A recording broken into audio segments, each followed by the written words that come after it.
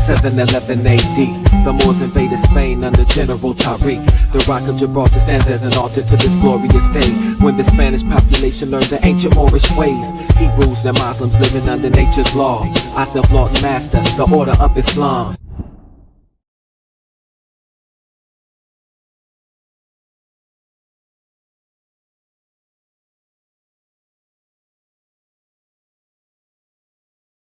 The Moors, which was a combination of priests that went up into Europe, they had no really interest in Islam. They just understood that religion could be like a political system. They just united under one banner, Islam. But they were Camite priests. The last invasion of Egypt was by the Arabs. The Moors banded together under Islam and took this stuff up into Europe and set up the 16 universities to preserve this. Some people say, well, how did they were Islam? No. The Egyptian priests understood a religion. They could go into a religion like you go into a Democrat or Republican party. They could use it as a political system for conquest to take something to a people. So that's what they did with the whole Islamic thing. So when you look at this bigger picture, all this stuff here was the way it is supposed to be. Because our time was running out. Our memory was going.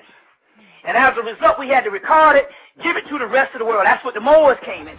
Because the word Moor in Egyptian, the so-called hieroglyph, or metoneter, or whatever you want to call it, means the high priests of Anu. So imagine a whole race of high priests that occupy the divinity of all of the cultures that eventually became societies, that eventually created the religions that all y'all in now. That's why they have an issue with you, because when you really go back to what this really is, on a cosmic, ancestral level, to really tap into the divine, what happens is your DNA begins to change. You start to look different. You start to talk different. You start to get into a situation where certain people just can't be around you.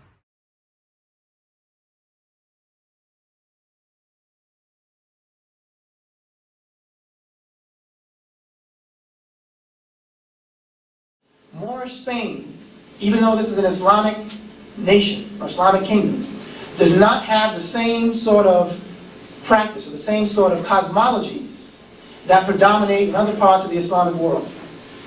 The Moors introduce a concept of Islam which actually starts to look more like ancient Kemetic concepts of cosmology, but the Moors have a particular brand of Islam which manifests itself in other parts of Spain and other parts of Europe. And the reaction to this manifestation is very interesting. The Moors recognize that knowledge of the natural world, knowledge of self, is primary. They don't believe in placing a great deal of emphasis on faith alone. In essence, as I put it, the Moors' basic philosophy was one should reason oneself into the corner of faith, not simply accept something on faith alone. What you find happening, obviously, is a great deal of tension between the Catholic Church, which is still within the borders of Andalus. The Moors take control of the region in terms of politics and to a certain extent socially, militarily as well. But there's no cancellation of the Catholic presence. The Moors do not tell the Catholics you must convert to Islam. They do not tell the people that you must do it this way. This is very unique, particularly in this time period, because in those days the church was the state. You couldn't be a practicing Muslim in a Catholic kingdom. You had to be Catholic. If you were burned for heresy or burned for blasphemy against the faith. So the Moors recognize a religious tolerance which does not exist in the Catholic world and does not exist on the same level even in other parts of the Islamic world when you get into the 9th and 10th centuries. The Moors recognized then that one should study the natural sciences, one should study philosophy for the purpose of knowing God. Their idea was, if I study God, if I seek to know what a God force is, then I need to study the natural world, because everything around me is a manifestation of the Creator. Everything around me is another element of that creative force. If I remove my idea of God from the various elements in society and say it's outside of me, it's over here. It's Jesus of Norway as opposed to Jesus of Nazareth. It's not this image of man that stands, because if we do that, where's the feminine principle? Where's the feminine principle then in the God force? If I talk about God as having a gender. So that was one of the reasons why they said they backed off of, say, a Christian, European Christian concept.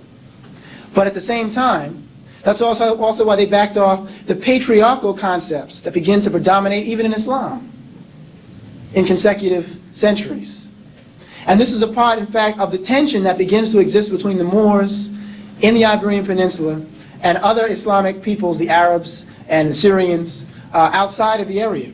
Because while Syrian Islam and later Arab Islam seeks to implement a more patriarchal concept of Islam, the Moors are still recognizing the two concepts, the feminine and masculine principles that make up what is referred to as Allah.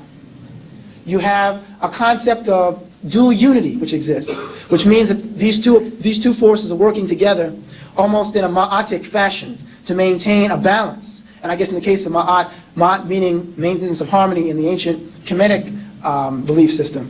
Ma'at is meant to maintain that balance between the two forces, and there is quote-unquote good and quote-unquote evil.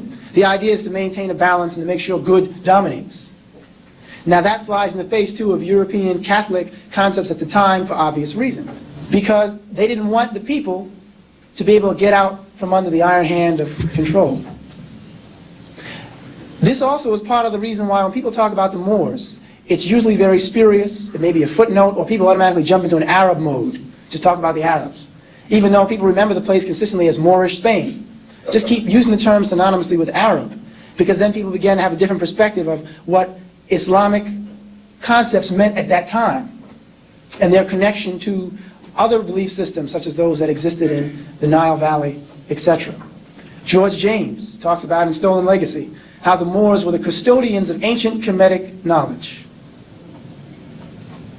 So I mean, these are things that once in a while they pop to the surface, but there's so little to keep it there that sometimes we lose sight of it. And again, in terms of praxis, we start to see, as things come together, just how significant all this is.